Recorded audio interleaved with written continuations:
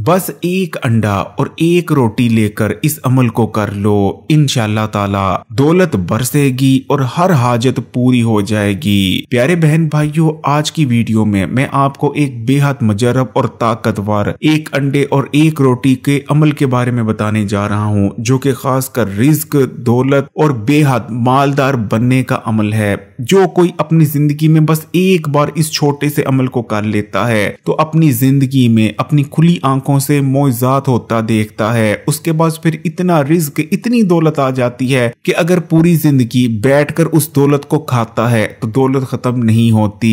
इसलिए अगर आप भी गुर्बत और तंग दस्ती से निकलकर दौलतमंद बनना चाहते हैं तो आज की ये छोटी सी वीडियो आखिर तक देखिएगा, क्योंकि ये बेहद मुजर्रब अमल है। शायद आपने पहले भी एक अंडे और एक रोटी के अमल के बारे में सुन रखा हो, लेकिन ज्यादातर लोग क्योंकि गलत तरीके से इस अमल को करते हैं इसलिए उन्हें नतीजे हासिल नहीं हो पाते। लेकिन अगर आप वीडियो को आखिर तक देखेंगे तो इंशाअल्लाह ताला इस अमल के बारे में मुकम्मल इंफॉर्मेशन आपको मिल जाएगी, जिसके बाद अगर आप इस अमल को करते हैं अल्लाह ताला पर यकीन और तवक्कुल रखते हुए तो आप खुद अपनी किस्मत को बदलता हुआ देखेंगे।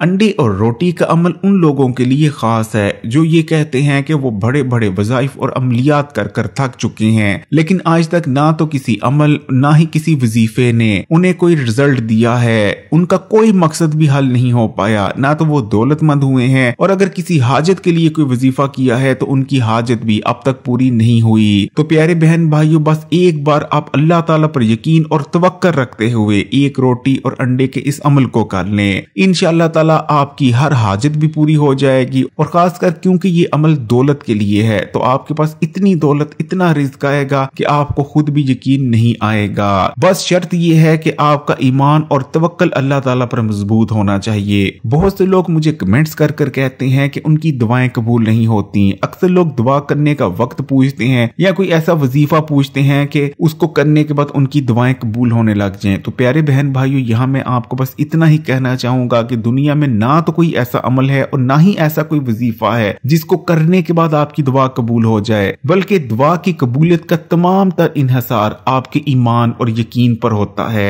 अगर आपका ईमान पुख्ता है, आप अल्लाह ताला पर ईमान रखते हैं, पुख्ता ईमान रखते हैं और उसके बाद यकीन से दुआ करते हैं, आपका यकीन इतना कामिल होता है कि आप यकीन कर कर दुआ कर रहे होते हैं कि अल्लाह ताला ना सिर्फ आपकी दुआ को सुन रहे हैं बल्कि आपकी दुआ को पूरा भी करेंगे। तो इंशाअल्लाह ताला जिस शख्स के पास भी ये दो चीजें हो जाएं कि उसका ईमान अल्लाह ताला पर मजबूत हो और यकीन हो कि अल्लाह ताला उसकी दुआ को सुनेंगे भी और कबूल भी करेंगे, तो ये हो ही नहीं सकता कि उसकी दुआ फिर कबूल ना हो। हाँ, ये जरूर हो सकता है कि कुछ लोगों की दुआएं थोड़ी जल्दी कबूल हो जाती हैं और कुछ लोगों की थोड़ी बाद में, लेकिन हर की गई दुआ कबूल जरूर होती है। तो बाकी अब बात कर लेते हैं कि आपने एक अंडे और रोटी के इस अमल को कैसे करना है। तो अमल को करने के लिए सबसे पहले नंबर पर आपको एक अंडे की जरूरत पड़ेगी। अब बहुत से लोगों के जहन में आ रहा होगा कि अमल में अंडे का क्या किरदार है। आपने बहुत सारे ऐसे वज़ाइफ और अमलियात देखे होंगे जो कि अंडे के होते हैं, यानी उन वज़ाइफ या अमलियात में अंडे का इस्तेमाल किया जाता है। तो इस चीज को समझ लें कि अंडा जो कि मामूली सा लगता है, खाने के तौर पर हम इस्तेमाल कर रहे होते हैं, रूहानी इतबार से अंडे की बहुत ज्यादा अहमियत है, क्योंकि अंडे के अंदर ये सलाहियत पाई जाती है कि अंडा घर में जो बलाएं होती हैं उन्हें अपने साथ ले जाता है। अगर आप अंडे का सदका करते हैं तो घर में जितनी बलाएं होती हैं अंडा अपने साथ ले जाता है।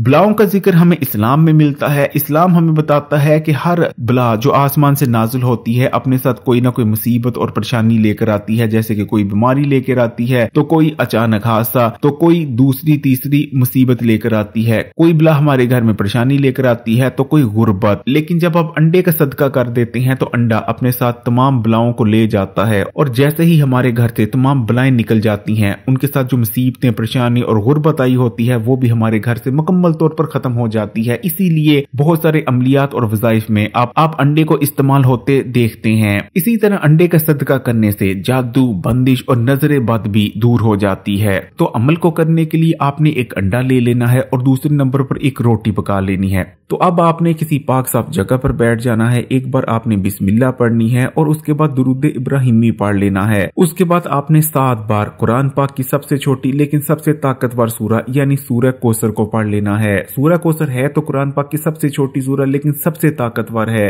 फिर चाहे आपकी कोई हाजत हो या आप दौलतमंद होना चाहते हो, सूरह कौसर में आपके हर मसले, हर परेशानी का हल मौजूद है। तो जब आप 7 बार सूरह कौसर पढ़ लें, उसके बाद आपने पूरे 33 बार अल्लाह ताला के ये 4 इस्म मुबारक एक साथ मिलाकर पढ़ लेने हैं। आपने पढ़ना है या अल्लाह या रहमानो या रहीमो या रज़ाको, यानी आप पढ़ेंगे या अल्लाह या रहमानो या रहीमो या रज़ाको, ये एक बार हो गया। फिर पढ़ेंगे या अल्लाह या रहमानो या रहीमो या रज़ाको, ये 2 बार हो गया। इस तरह करते हुए आपने पूरे 33 बार अल्लाह ताला के ये 4 इस्म मुबारक या अल्लाह या रहमानो या रहीमो या रज़ाको को पढ़ लेना है। जब आप 33 बार या अल्लाह या रहमानो या रहीमो या रज़ाको को भी पढ़ ले, उसके बाद आपने अल्लाह ताला से दुआ करनी है, रिज्क मांगना है, दौलत मांगनी है, जितना भी पैसा मांगना चाहते हैं बिना शर्माए। ये नहीं सोचना कि इतने ज्यादा मैं दौलत मांग लूं, अल्लाह ताला मुझे इतनी ज्यादा दौलत क्यों कर अता फरमाएंगे। बस आपने दुआ मांग लेनी है, जो भी आपकी ख्वाहिश है। बेशक दुनिया की सबसे महंगी गाड़ी मांगे, सबसे बड़ा घर मांगे, जितनी मर्जी दौलत मांग लें, दुआ करते वक्त आपने शर्माना नहीं। दुआ करने के बाद आपने फिर से एक बार आखिर में वही दुरूद शरीफ पढ़ लेना है जो पहले पढ़ा था। अब प्यारे बहन भाइयों, आपने जो एक रोटी पकाई है